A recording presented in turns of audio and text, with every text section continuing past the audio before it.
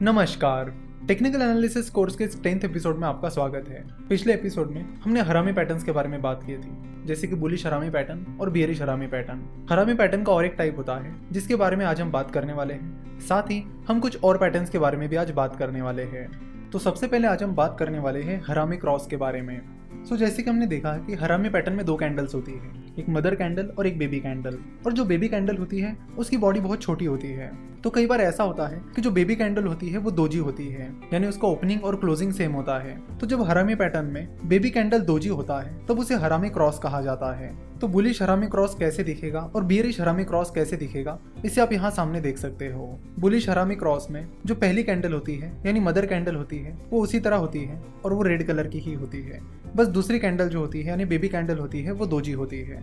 तो यहाँ बुलिश हरामी क्रॉस में आप देख सकते हो कि उस दोजी की जो ओपनिंग प्राइस है वही उसकी क्लोजिंग प्राइस है, जो हमें दिखाता है कि उस बेबी पैटर्न की ओपनिंग प्राइस और क्लोजिंग प्राइस उसके पहले की कैंडल की क्लोजिंग प्राइस से ऊपर है, यानी ट्रेंड रिवर्स हो सकता है। और बुलिश हरामी क्रॉस पैटर्न बुलिश हरामी पैटर्न से ज्यादा स्ट्रॉन्ग होता है, क्योंकि बुलिश हरामी पैटर्न में जो बेबी कैंडल होती है उसकी बॉडी छोटी होती है, यानी उसकी ओपनिंग प्राइस और क्लोजिंग प्राइस पास पास होती है। वही बुलिश हरामी क्रॉस पैटर्न में सेकंड कैंडल दोजी होने की वजह से ओपनिंग और क्लोजिंग प्राइस सेम होती है, जो हमें बताती है कि बुल्स ने उस स्टॉक में एंट्री तो कर ली है पर बुल्स अपने मोमेंटम को मेंटेन नहीं कर पाए, जिसकी वजह से वो स्टॉक जहां पे ओपन हुआ वही जाकर आखिर में क्लोज हुआ। सेम चीज बियरिश हरामी क्रॉस में भी होगी। बियरिश हरामी पैटर्न और बियरिश हरामी क्रॉस में मेन डिफरेंस यही है कि बियरिश हरामी पैटर्न में सेकंड कैंडल यानी बेबी कैंडल की बॉडी छोटी होती है और बियरिश हरामी क्रॉस पैटर्न में सेकंड कैंडल यानी बेबी कैंडल दोजी होता है। अगर आप बात करेंगे कि इन दोनों में से स्ट्रॉन्ग कौन है तो बियरिश हरामी क्रॉस बियरिश हरामी पैटर्न से स्ट्रॉन्गर होता है। तो आई होप कि आपको हरामी क्रॉस अच्छे से समझ में आया होगा। अब हम कुछ और पैटर्न्स की बात करते हैं और शुरुआत करेंगे अपसाइड गैप 2 क्रॉस पैटर्न से। जैसे कि आप यहाँ पर देख सकते हो कि upside gap 2 cross pattern 3 candle से बना हुआ होता है। पहली कैंडल ग्रीन कैंडल होती है, दूसरी कैंडल रेड कैंडल होती है और तीसरी कैंडल भी रेड कैंडल ही होती है। तो यहाँ पर जो पहली कैंडल है और दूसरी कैंडल है उनकी बॉडी के बीच हमेशा गैप रहता है, इसलिए इस पैटर्न के नाम में अपसाइड गैप ये वर्ड यूज किया गया है।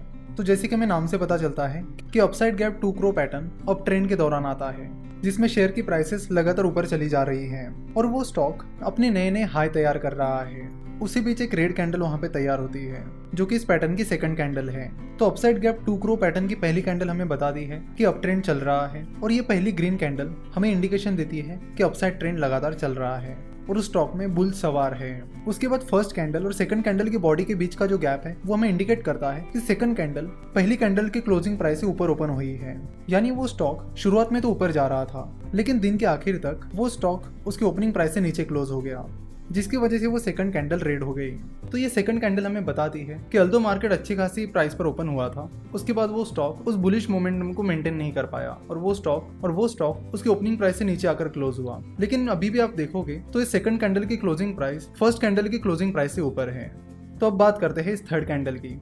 तो ये थर्ड कैंडल भी रेड कैंडल है। जैसे कि आप देख सकते हो कि इस थर्ड कैंडल की ओपनिंग प्राइस उसके पहले वाली कैंडल की ओपनिंग प्राइस से भी ऊपर है, लेकिन फिर से बुल्स अपनी मोमेंटम मेंटेन नहीं कर पाए और वो थर्ड कैंडल की क्लोजिंग उसकी ओपनिंग प्राइस से नीचे रही। यहाँ पर एक इंपॉर्टेंट चीज जो आपको ऑब्जर्व करनी चाहिए वो ये है कि इस थर्ड कैंडल की क्लोजिंग सेकंड कैंडल की क्लोजिंग से नीचे है। तो इस तरह अपसाइड गैप 2 क्रॉस से हमें पता चलता है कि बुल्स अपनी मोमेंटम बनाए नहीं रख पा रहे हैं। और थर्ड वाली कैंडल ने तो हमें ये भी बताया है कि उस स्टॉक की क्लोजिंग प्राइस उसके पहले की यानी सेकंड कैंडल की क्लोजिंग प्राइस से भी नीचे है।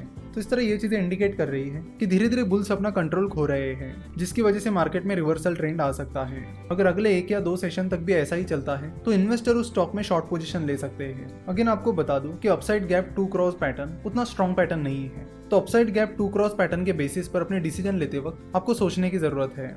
अब हम बात करेंगे 3 ब्लैक क्रॉस के बारे में। 3 ब्लैक क्रॉस कुछ इस तरह दिखते हैं। तो जैसे कि आप देख सकते हो कि 3 ब्लैक क्रॉस अपवर्ड ट्रेंड के दौरान आते हैं। 3 ब्लैक क्रॉस को पहचानने के 2-3 तरीके हैं। पहला ये कि 3 ब्लैक क्रॉस में ये जो 3 रेड कैंडल्स हैं उनकी क्लोजिंग प्राइस उनकी लो प्राइस के करीब होती है। तो आप यहाँ पर देख सकते हो कि इन तीनों भी रेड कैंडल्स की क्लोजिंग प्राइस उनकी लो प्राइस के बहुत नजदीक है। And second most important thing, second candle की ओपनिंग प्राइस फर्स्ट कैंडल के बॉडी के अंदर है। सिमिलरली थर्ड कैंडल की ओपनिंग प्राइस सेकंड कैंडल के बॉडी के अंदर है। तो ये भी 3 ब्लैक क्रॉस का इंपॉर्टेंट क्राइटेरिया है।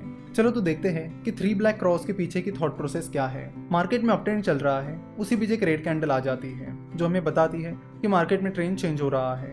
देन जो सेकंड रेड कैंडल है वो हमें बताती है कि उस दिन उस स्टॉक की ओपनिंग प्राइस उसके पहले के कैंडल के दिन से कम है। सिमिलरली उसकी क्लोजिंग प्राइस भी उसके पहले के कैंडल से कम है। यही चीज तीसरे कैंडल के दिन भी हुई। तीसरे कैंडल की ओपनिंग प्राइस सेकंड कैंडल की ओपनिंग प्राइस से कम है। सिमिलरली तीसरे कैंडल की क्लोजिंग प्राइस भी उसकी पहले की कैंडल की क्लोजिंग प्राइस से कम है, जो हमें बता रहा है कि बियर्स लगातार मोमेंटम में आ रहे हैं और अपना मोमेंटम बनाए रख पा रहे हैं। तो 3 ब्लैक क्रोज हमें बियरिश ट्रेंड का कंफर्मेशन देते हैं। पर 3 ब्लैक क्रोज पैटर्न के साथ दिक्कत ये है कि ये पैटर्न पूरा होने में 3 दिन लगते हैं और ये बड़ा एक क्लियर कट पैटर्न है, जिसकी वजह से कई बार ट्रेडर्स के हाथ से अच्छी खासी अपॉर्चुनिटीज चली जाती है।